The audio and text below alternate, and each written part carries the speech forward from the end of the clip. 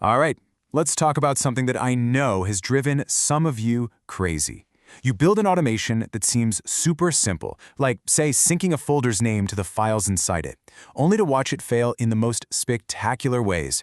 It's a common problem, it's frustrating, but today we're going to build a solution that actually works using a proven, gold standard blueprint. I mean, that's the big question, isn't it? You spend all this time setting up what feels like a perfectly logical flow.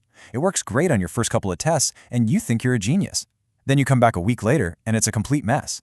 Why does a task that feels so straightforward end up being so fragile in the real world?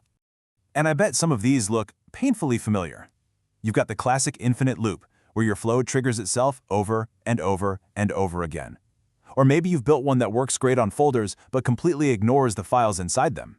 Or, my personal favorite, it creates a new version history entry every single time it runs, even when absolutely nothing has changed.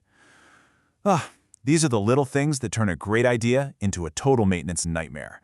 But hey, what if there was a map, a proven blueprint that actually anticipates all these problems and builds in the logic to stop them before they even happen? Well, that's exactly what we're going to walk through right now. And this isn't just some theory I cooked up. This is a battle-tested model.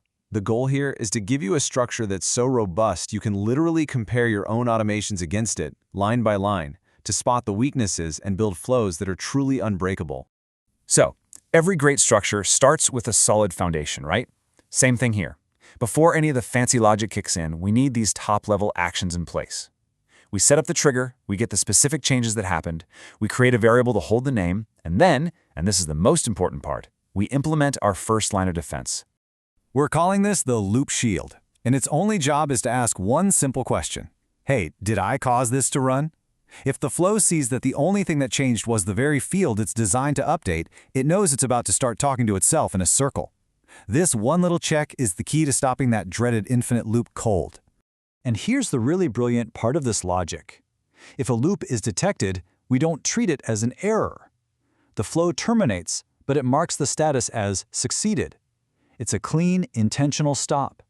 It's the flow saying, my work here is already done. Now, if it's not a loop, we know it's a real change, and we can safely move on. Okay, we've successfully passed the loop shield, so now our first real task can begin. We need to find the name we actually want to sync. But where we get that name from, well, that depends on what just happened. This brings us to the first major fork in the road. The flow has to pause and ask itself, am I looking at a folder that was just changed or a file that was just dropped into a folder? The answer to that question determines our very next move. See, if it's a folder, getting the name is a piece of cake. We just grab the folder's own name. But if it's a file, we have to be a little smarter. We have to look at the file's path, find the name of the folder it's sitting inside, and pull that out. Either way, the result gets stored in our employee name variable so we can use it later. So now we've got a potential name. But here's a secret. A truly great automation knows when not to do work. This next series of checks is all about making what we call smart exits to prevent errors and just stop wasting effort. The first smart check is incredibly simple, but so important. Did that last step actually work? Is there anything inside our employee name variable, or is it totally empty? This is a critical validation step before we go any further. If that name is empty, maybe because the item is sitting at the very top level of the library, we don't want to proceed. Trying to write a blank value into our metadata field later on could cause the whole thing to fail. So once again, we terminate cleanly with a succeeded status. No harm, no foul. Think of this as a guard for null values. This single defensive check prevents an entire category of nasty errors from ever happening. And remember, this isn't a failure. It's an intelligent decision by the automation to just stop. All right, now for our final checkpoint before we actually take any action, we have a name from the folder and we have the item itself.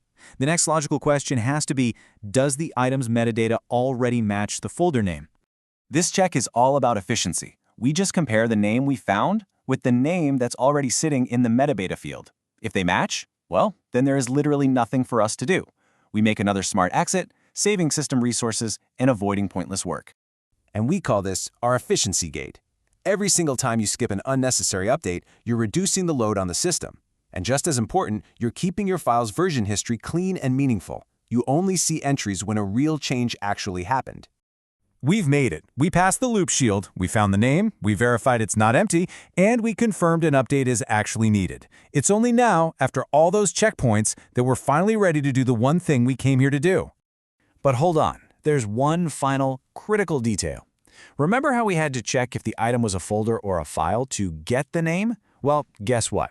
We have to do it again to update it, because SharePoint uses different actions for different item types.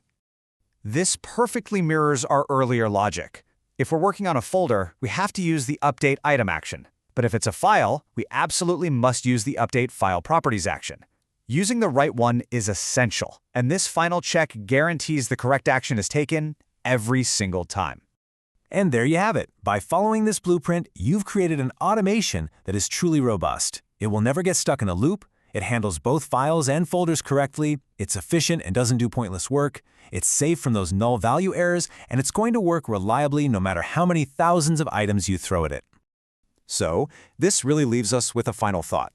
This whole thing isn't just about syncing folder names. The principles we used here, the loop shields, the smart exits, the validation checks, you can apply these to almost any automation you build. So think about it. What fragile process in your world could you make totally unbreakable using this blueprint?